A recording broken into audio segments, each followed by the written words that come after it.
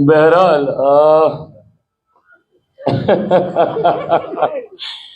परिवारवाद का जहां तक सवाल खड़े करने का काम राष्ट्रीय जनता दल के द्वारा किया जा रहा है, मुझे लगता है कि अंतोगत्वा काबिलियत, और मैंने हमेशा इस बात को कहा और माना है कि आप किसी परिवार से आते हैं नहीं आते हैं, ये आपका सौभाग्य हो सकता है।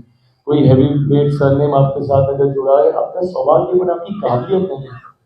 सौभाग्य शायद आपको मौका दे सकता है, बट काबिलियत ही आपको आगे लेकर जाने का काम करेगी। ऐसे में मैं मानता हूं कि आज मेरी पार्टी अपनी काबिलियत यहाँ तक पहुंची। अगर चिराग पासवान में वो क्षमता नहीं होती तो रामविलास पासवान के बेटे होने की वजह से 14 में एक बार बस उनको चुनाव लड़ने का मौका मिल गया, पर अगर 19 में जमुई की जनता ने मुझे तिगुने मार्जिन से जिताने का काम किया तो संभवतः उन 5 सालों में मेरी काबिलियत के अनुसार किए गए कामों के आधार पर था। 2021 में मेरी पार्टी को समाप्त करने के बाद अगर मुझमें काबिलियत नहीं होती तो शायद मैं पुनः पार्टी को खड़ा नहीं कर पाता। ऐसे में मैं मानता हूं कि आप में वो काबिलियत का होना जरूरी है, वही इवेंचुअली आपको आगे लेकर जाने का काम करेगी। बहरहाल राष्ट्रीय जनता दल खुद के ऊपर, उनके ऊपर परिवारवाद के कई तरीके के आरोप लगाए जाते हैं। मुझे लगता है कि ये वो समय है जहां अपनी काबिलियत उनके परिवार के सदस्य दिखा सकते हैं। संघर्ष, कठिन परिस्थितियों में आपका संघर्ष आपकी सही पहचान कराता है। यहाँ से अगर वो निकाल देंगे तो यकीनन काबिलियत होगी, बट अगर किसी वजह से अगर वो चूक जाते हैं तो आपकी काबिलियत पर सवाल उठेंगे।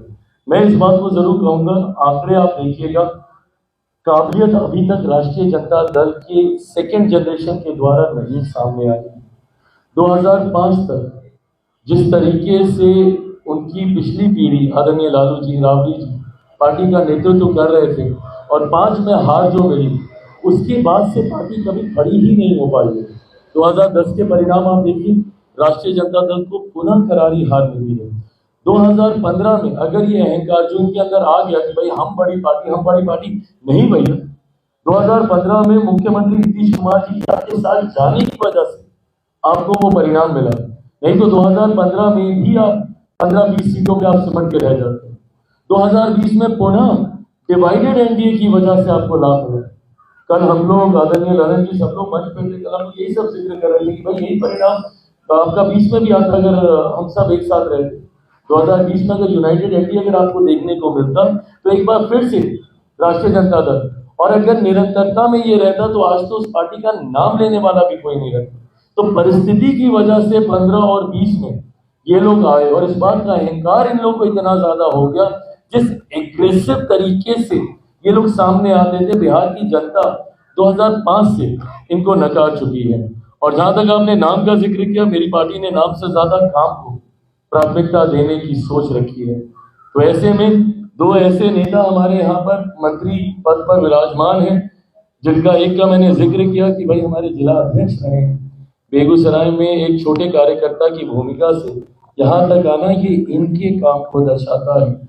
वहीं दूसरी तरफ महुआ से संजय सिंह जी, जो मेरी लोकसभा से आते हैं, ऐसे में मेरे लिए भी एक ताकत बड़ी है कि भाई मेरी लोकसभा में मुझे मजबूती देने के लिए एक और मेरे साथी वहां पर तैयार हुए हैं। और जिस तरीके से इन्होंने संगठन में सदस्यता प्रभारी की तौर पर एक बड़ी भूमिका निभाने का काम किया संगठन के विस्तार को लेकर, और जिस तरीके से प्रचंड जीत हासिल की, मुझे नहीं पता कि इस बात को कितना हम लोग एनालाइज कर पा रहे हैं, पर आदरणीय लालू प्रसाद यादव जी के बड़े सुपुत्र को ये हरा कर आए हैं। ये कोई कम उपलब्धि नहीं है। ऐसे मतलब क्या बोलते हैं उसको, जायंट किलर है, एक जायंट किलर की भूमिका में ये आए हैं। तो ऐसे में मेरे दोनों संजय नाम पर नहीं काम के आधार पर यहाँ पर आए हैं। बाकी अपने नाम को किस तरीके से इस्तेमाल दूसरी जगह पर कर रहे हैं उससे मेरी कोई टिप्पणी नहीं है, वो उनका अपना इंटरनल है। चाचा ने 2 बार बधाई दी। मेरी सराखों पर उनकी बधाई, जब उन्होंने मुझे गाली दी थी, मुझे चंडाल और कई ऐसे, मैं उनका अपना खून नहीं, कई बातें कही थी, तब भी मैंने उनका आशीर्वाद और मैंने माना है कि बड़ो कि हर बात आपके लिए आशीर्वाद ही होती है, तो मैंने तब भी उसको आशीर्वाद के रूप में स्वीकार किया। और आज तो सही में उन्होंने मुझे बधाई दी है, उनको नमन करते हुए सहज स्वीकार करता हूँ उनकी बधाई। चिराग जी उस यहाँ पर क्या कहेंगे, कोई अभी भी मान रही है कि ये सरकार 5 साल नहीं टिक पाएगी। कौन मान रही है? ये चर्चा कौन कर रहा है भाई?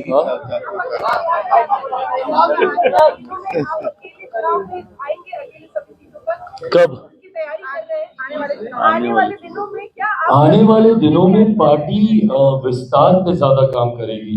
अलग अलग राज्यों में चुनाव हो रहे हैं, बंगाल के चुनाव है, उत्तर प्रदेश का चुनाव है, पंजाब का चुनाव है, जहां पे गठबंधन के तहत हम लोग चुनाव लड़ने की तैयारी हम लोग कर रहे हैं। और 30 तो भी दूर की बात है, उससे पहले 29 एक और पड़ाव आएगा, जहां चौथी बार मेरे प्रधानमंत्री आदरणीय नरेंद्र मोदी जी को देश का प्रधानमंत्री बनाने के लक्ष्य के साथ मैं और मेरी पार्टी जिम्मेदारी निभाने का काम करेगी। 30 आते आते यकीनन पार्टी एक बड़े स्वरूप में अपने आप को तैयार कर चुकी होगी। उस वक्त की भूमिका हम लोग तब सोचने का काम करेंगे। पर मैं ये मानता हूं कि जो एनडीए गठबंधन है, ये अपने में इतना स्ट्रॉन्ग और विनिंग कॉम्बिनेशन है, जिसके सामने मैं नहीं मानता कि अब कोई और टिक पाएगा। चिराग जी, एक सवाल है।